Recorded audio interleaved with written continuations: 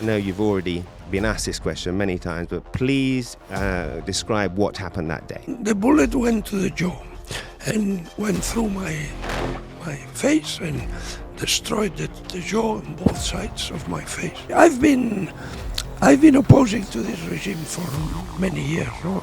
They published, the regime, a list, kind of blacklist of their enemies. No? There were individuals and organizations in this list. And in the individuals list, I was first.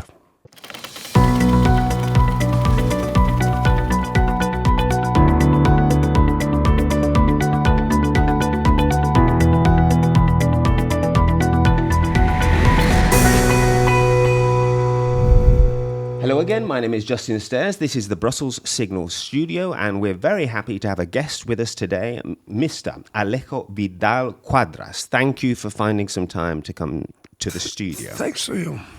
So, Mr. Vidal Quadras is a former European member of Parliament. He hails from the Christian Democrat tradition. He sat with the European People's Party here in the European Parliament. Back in Spain, he comes from the Partido Popular, which is the centre-right Christian Democrat faction over there, formerly Vice President of the European Parliament, former President of the Partido Popular in Catalonia, which is a subject I hope we'll address, and one of the founders of the Vox Party, which is also a right-wing party in Spain. Now, famously, you have become a celebrity for reasons that were not of your own choosing, and that reason is you were the target of an assassination attempt in November last year. It was a daylight assassination attempt in November. November the 23rd, was that the date? November 9th. November 9th, okay. And this set off an international manhunt for the suspected assassins. Arrests have been made. There have been 7 arrests. Eight now, okay. In a number of countries, in France, in the Netherlands, in Spain, in Colombia. There have been links even in Morocco and Latin America. This has been an international manhunt. That there is an alleged perpetrator. And perhaps we could start with a quick description. I know you've already been asked this question many times, but please describe what happened that day. Well, I was going back home after a healthy walk in a park near close to my home, and this hitman came to me from my back and spoke to me and said in Spanish, "Hola, señor," that means "hello, sir." And then I turned my head, and according to the police, his intention was to shoot me in the neck, which is a mortal shot. No, head or neck are the two mortal. But miraculously, when I turned back my head, I tilted it in an angle, and the bullet went to the jaw and went through my face and destroyed the jaw on both sides of my face. And there were many people in the street because this day was a holiday in Madrid. And the people, instead of running away, came. It was a very strange phenomenon, no? Came to help. And then the chap took a scooter that he had there and ran away. No? Then I was taken to hospital. I had surgery. I was 4 days in sedation, and then, I stood in hospital 16 days, and then it has been a quite long recovery. It has taken me 6 months. But now, fortunately, I think I am in an acceptable shape. An acceptable state. Now, but you still have some problems, I understand. Your hearing is not as good as it was. Yes, I lost hearing capacity. And also, inside my mouth, it's still insensitive, you know. Oh, I see, where the bullet passed. But right. Compared to what could have happened. Right, okay. And I had very competent surgery, and so people say that I even look better than before. Is that right? Oh, well, that's a bonus. Well, they say just, I suppose, because they have a good sense of humor. They're being nice. But on a personal level, I'm just wondering, psychologically speaking, this must have changed your life. Well, as this is called post-traumatic shock, and when you go through this kind of experience, a terrorist attack, or sometimes in a war, no, or perhaps an accident, but when you go through this trauma, after you, most people that go through it, after they suffer a combination of depression and anxiety, which is terrible. So I went through it, and I had medication and medical assistance, but now I'm okay. And in psychological terms, you see life under a different perspective after that. Yeah. Right.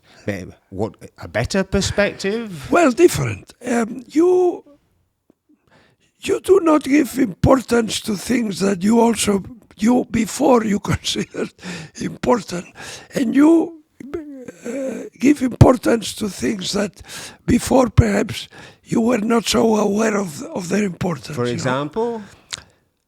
For example,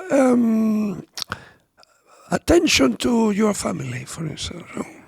Because you realize that probably I would not have got over it without the support of my wife and my family. This is essential in these cases, yeah. Right, okay. And as a result, there is still potentially a threat against you. There's a big security detail in the office here today, for example, and so that must have changed your life as well. You're under constant protection now? I cannot give you details, of course, but I have a very large protection, yes. Right. Both in Spain and when I go abroad. Right. Because I am a target of a terrorist regime, you know. Right. Well, let's talk about that then. I know that one of the first things you did after the attack was you wrote on your phone, was it? You wrote. Yeah, I couldn't speak. You couldn't speak, and you wrote the word Iran, yes. And that was for the police. Is that correct? It was in the ambulance right. already. Yeah. And that was to get a message out as of to course, who you thought was behind. I did not want that somebody could think this had some relation with the Spanish politics. I mean, it has no relation. It's an attack from a terrorist regime, the Iranian regime, and I wanted to state it clearly from the very beginning. Right. And how were you so sure? Well, I was sure because of many reasons. One is that I've been opposing to this regime for many years, since I arrived to the European Parliament. So I've been opposing this criminal regime for now 21, 22 years. And in October 2022, they published the regime a list, kind of blacklist of their enemies. And there were individuals and organizations in this list. And in the individuals list, I was first. And in the organizations list, the first two were Friends of Free Iran, which is an intergroup in the European Parliament, of which I was for many years President of Honor, and the second, the In Search of Justice International Committee, which I chair. So I was first in the public enemy number one. Enemy number one. And, well, that was already a sign, no? And apart from that, the Iranian regime has a very long history of terrorist actions outside Iran. Okay. In America, in Asia, in Europe, in 5 continents. And normally in the past, they used to organize commandos of the Revolutionary Guards or the intelligence and minister, and they killed Iranian dissidents abroad, no? But in more recent times, because that created for them difficulties, they hire mafias. They externalize the service. They hire mafias. In my case, it was the Mokro Mafia, which is a mafia in Netherlands, called Mokro Mafia because many of their members are from Moroccan origin.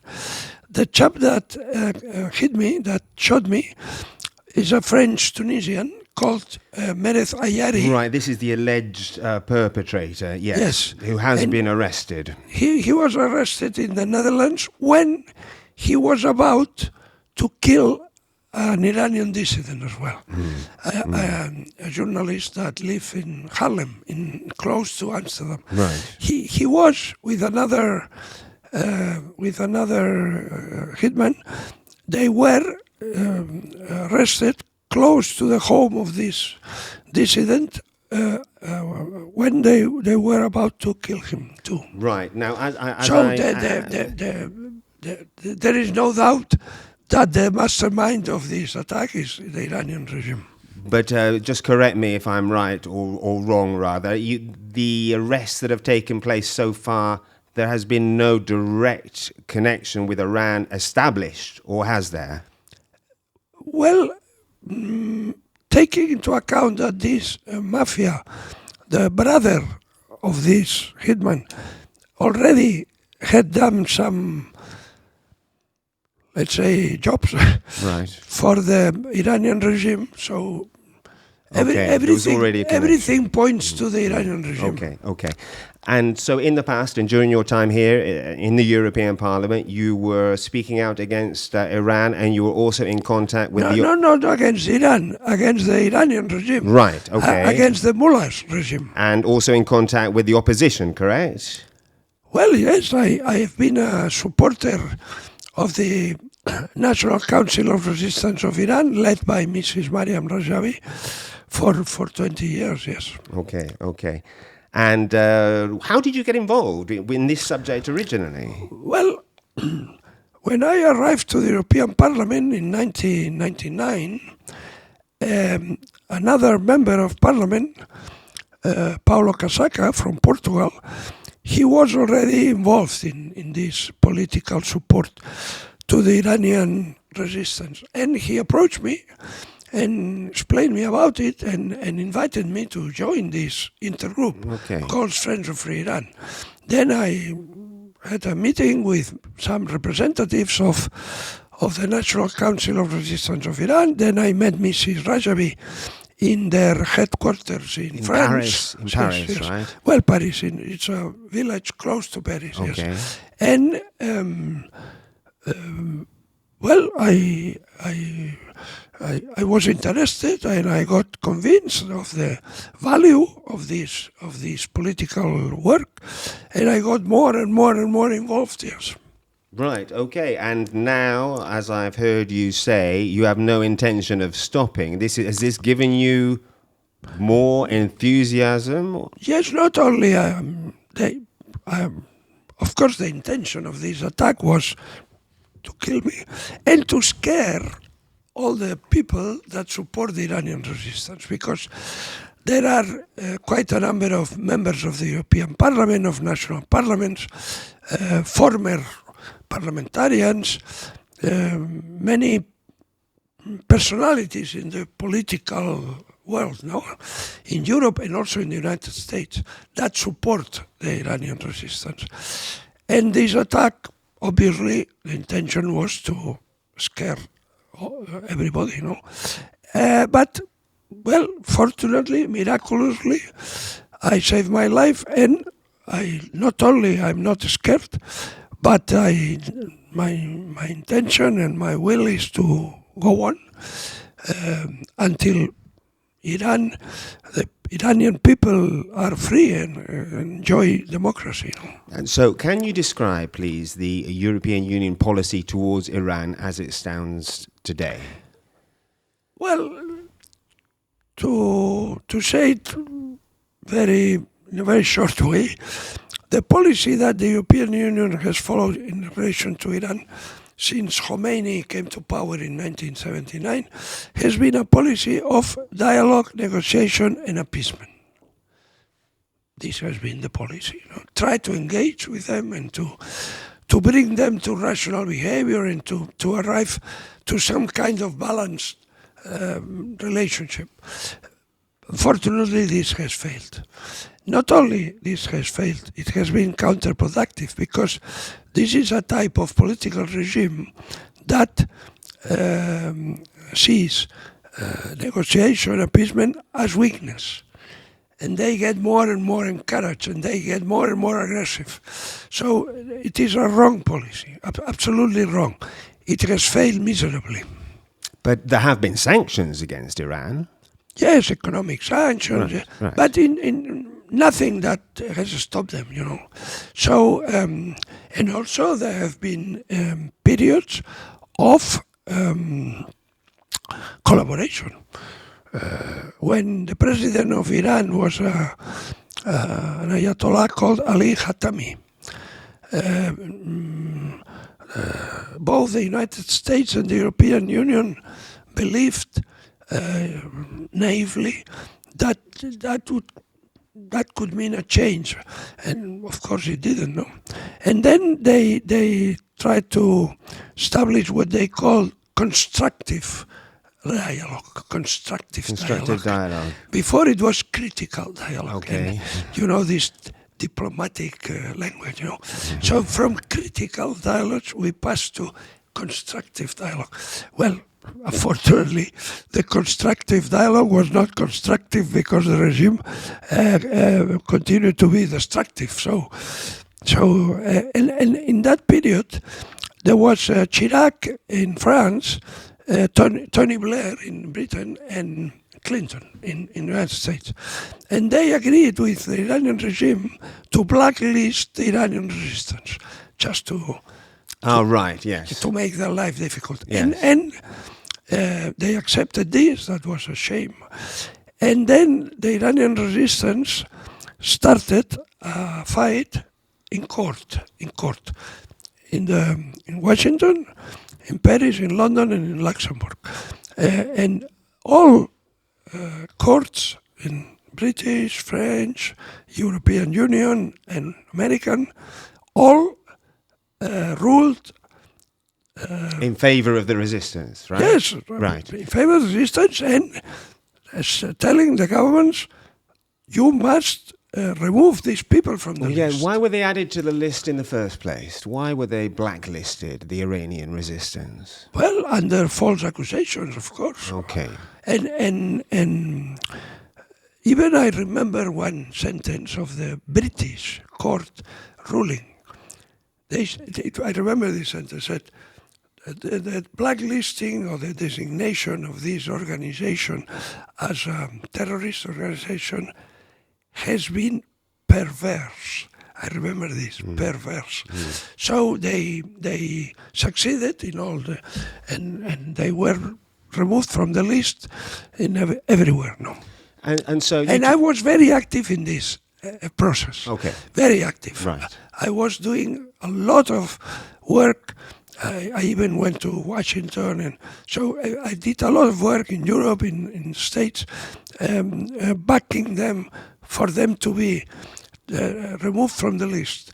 And this is one of the reasons, I think, that arose the hate of the regime towards me, Right, okay. Now, you talked about appeasement and the current policy of the EU towards Iran. What is the solution? I know that you've been here in Brussels today lobbying. You have your organization's white paper, which you've handed to me today. What are the alternatives to the current policy, please? Well, the alternative is a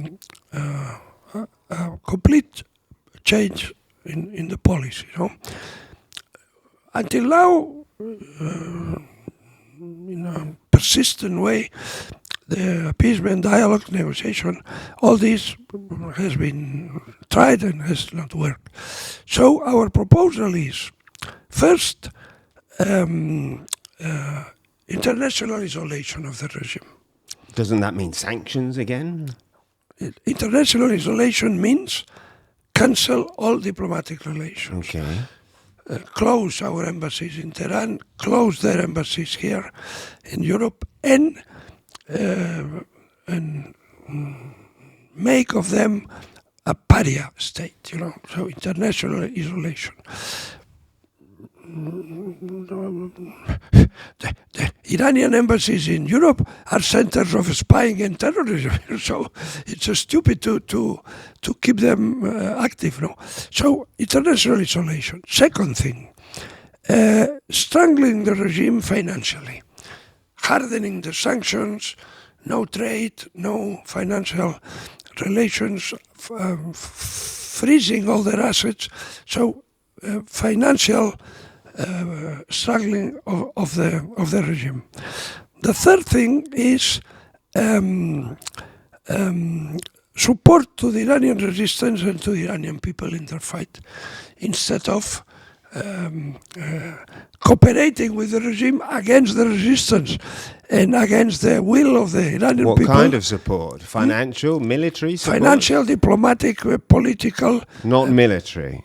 No, military would be nonsense. No. Okay, no. just checking. Look, well, one of the most terrible mistakes of the West, and in particular the United States, was the invasion of Iraq. Not the first war. The first war of Iraq was okay because, Kuwait should be liberated. No, but the second, that was one of the worst strategic mistakes of the West. No military action at all. No. Isolation, international. Okay. Do sanctions work? Do sanctions work? And one thing, which is, this is extremely relevant, to designate the Revolutionary Guards of Iran as terrorist organization, because now they can operate quite comfortably. No, we must. The United States and Canada have already designated them, but Europe must designate them as terrorist organization. But do sanctions work? It sounds like you're in favor of financial sanctions and other types of sanctions of the type that have been already imposed on Russia, for example. Do they work? Well, these kinds of sanctions, of course, by themselves only, do not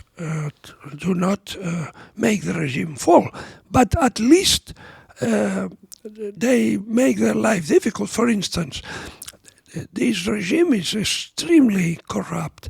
The mullahs have looted the wealth of the country, and they have enormous amounts of money abroad. No, so you must freeze all these assets, and this for them is a blow. No, so that's one thing that should be done.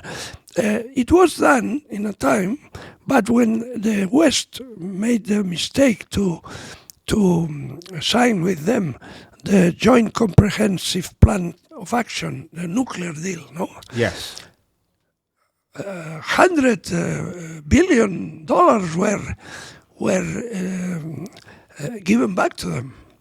So it was a suicidal, because all this money went to the militias in Iraq and Syria, went to Hezbollah, Hamas, So the blindness of the Western governments in relation to the mullahs regime is really hard to believe, no? And do you think EU policy will change? We have a new commission here, That's new our parliament. hope, because until now, the policy, as I said, it has been naive and wrong. We have had 4 high representatives for foreign and security policy.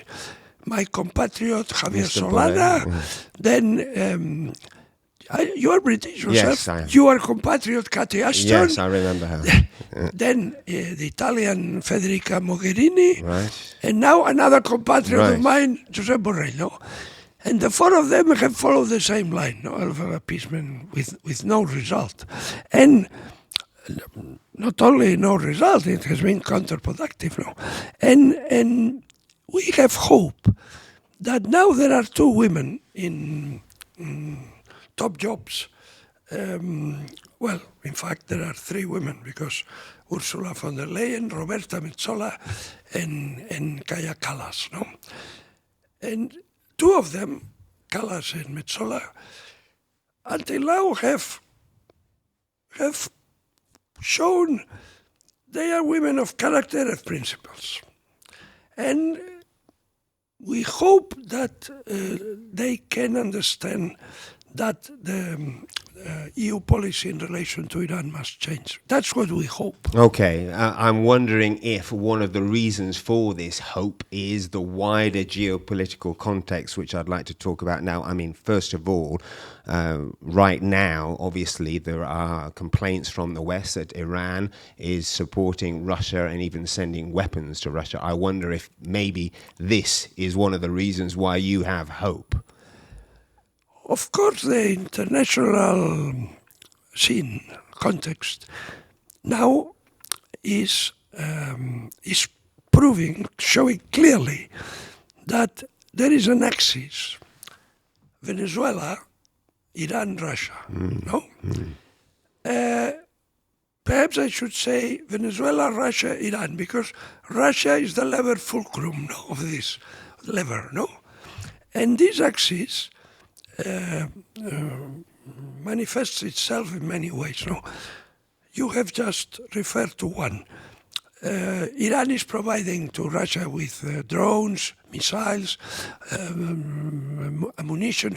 So the logistic and technical support of Iran to Russia in the Ukrainian war is total. It's overwhelming. No. Venezuela is also cooperating because there are many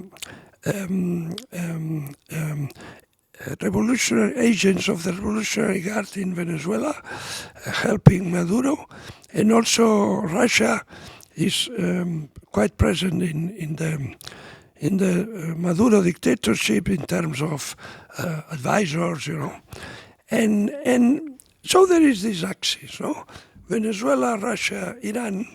That is the main factor nowadays of destabilization and warmongering and conflict in the world.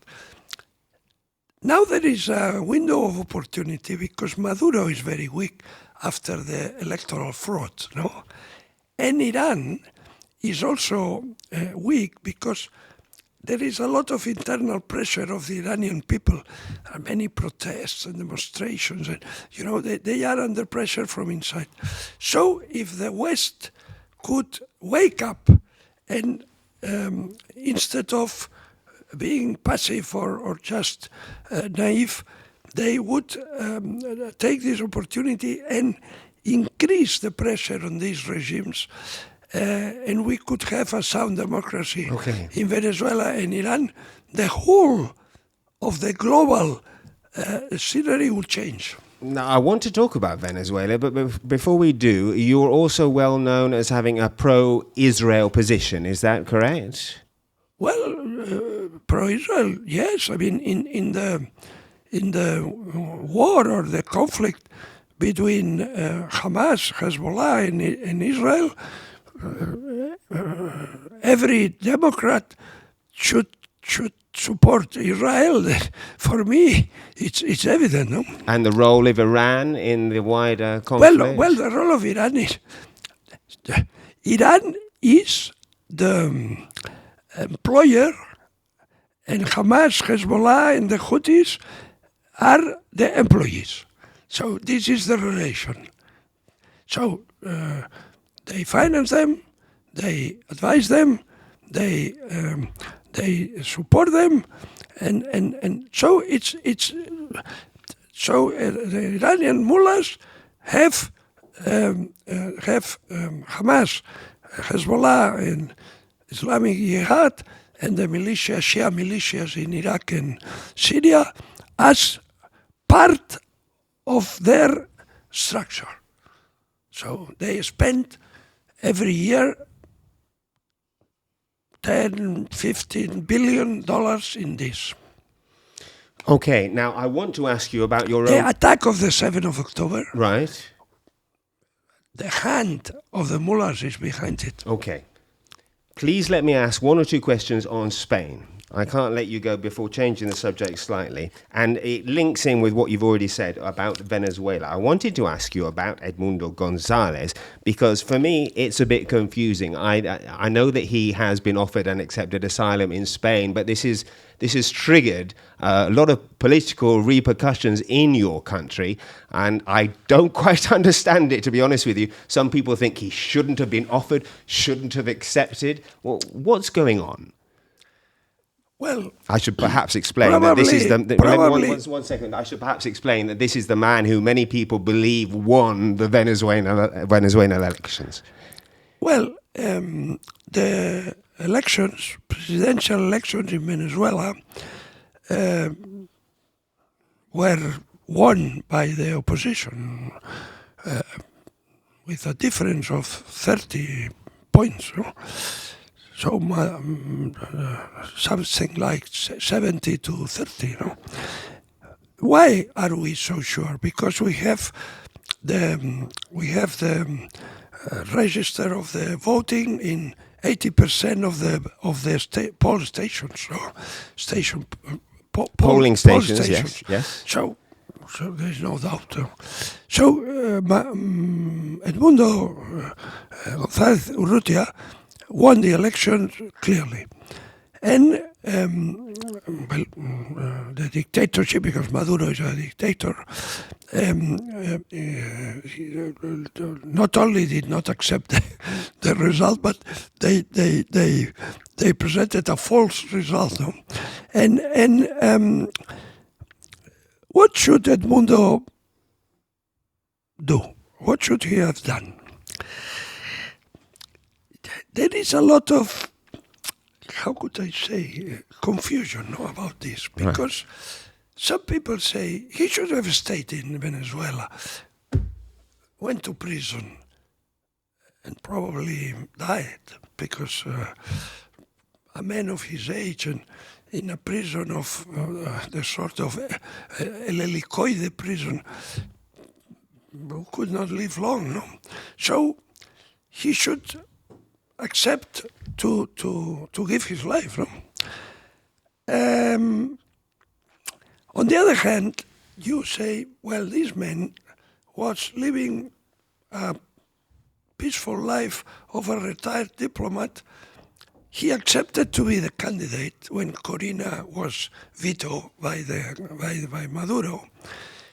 He went through this long electoral campaign with so much violence and stress, and where he could have killed in any moment as well. He could have been killed, right? Yes, and at the end he won. And then after this effort, this sacrifice, we want him to go to prison and probably die in prison and be tortured. I mean, I frankly, from a human point of view, I do not dare to say this. Because I have gone through a lot of suffering, and I understand him. So I think that those that accuse him of cowardice, no, they are not fair. I think it's not fair.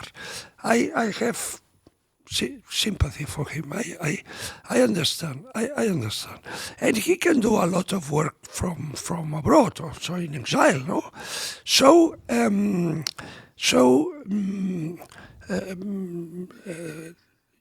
Edmundo, for me, is a person that is a hero, and he has done tremendous effort for his country. So anything I can do in the future to help him, I will do. Okay, and there's one other man I'd like to ask you about, who is probably not one of your heroes. Nevertheless, I will ask you about him because he lives not far from here in Waterloo, as you know, and that man is Mr. Puigdemont, the Catalan separatist. Are you a Catalan? I know you were involved in Catalonia. I was born in Barcelona. Ah, right. And I lived in Barcelona until the year 2000, where I moved to Madrid. But I am Catalan, of course, And my family is a very old Catalan family. So did you speak Catalan at home? I am bilingual in Catalan and Spanish. But yes. at home, when you were growing up, was that the language or not? In my home, no. At home, we speak Spanish. But I am bilingual in Catalan, so I could have had this interview in Catalan with no problem. And so what do you think of Mr. Puigdemont and others like him who say that Catalonia has the right to become a nation? Well, Catalan separatism is nonsense, because Catalonia has been part of Spain for centuries, and if Catalonia became independent, that would bring poverty, international irrelevance. It would be a disaster for Catalonia. I mean, the best for Catalonia is to be part of Spain, which is our closest market. Thanks to that, we are part of the Catalans, part of the European Union, of the NATO. So it's just pure nonsense to require to demand independence. So it's completely.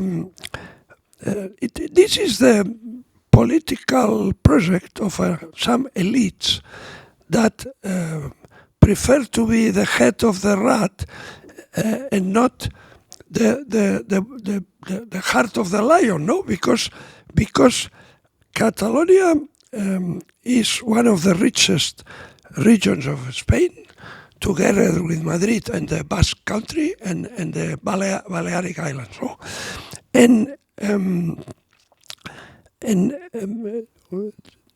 Since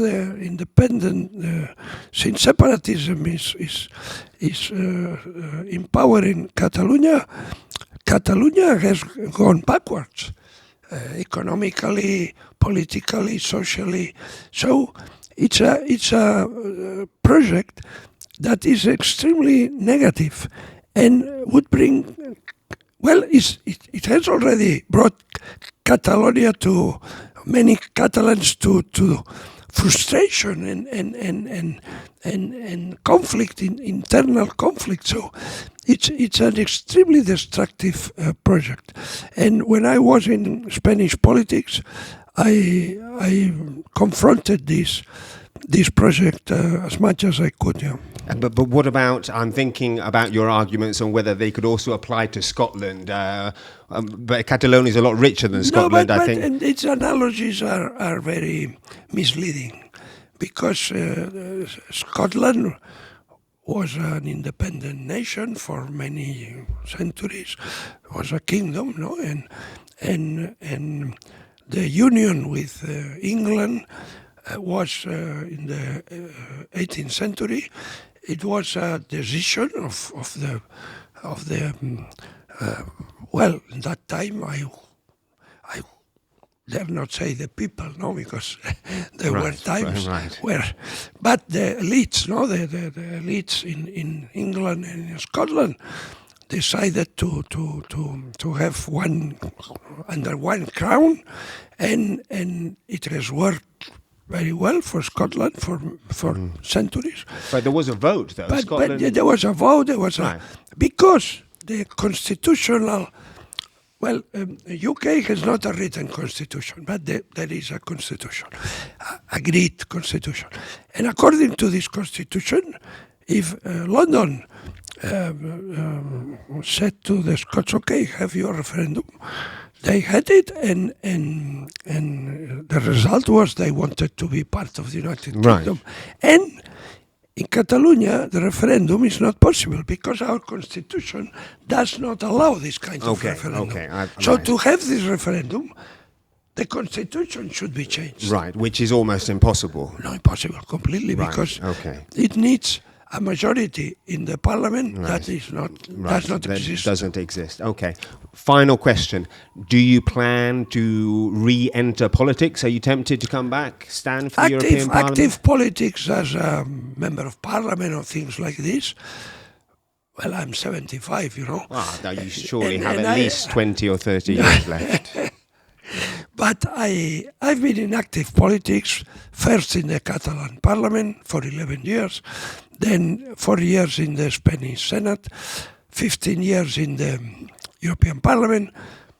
So my contribution to, let's say, first-line politics has already been accomplished. And now what I do is civil society action and international activities to promote democracy, human rights. So active politics, I don't think this is a time that for me is already closed. Thank you. Thank you for your sincere answers, Alejo Vidal Quadras, and thank you for coming into the Brussels Signal studio. Thanks to you. Thank you.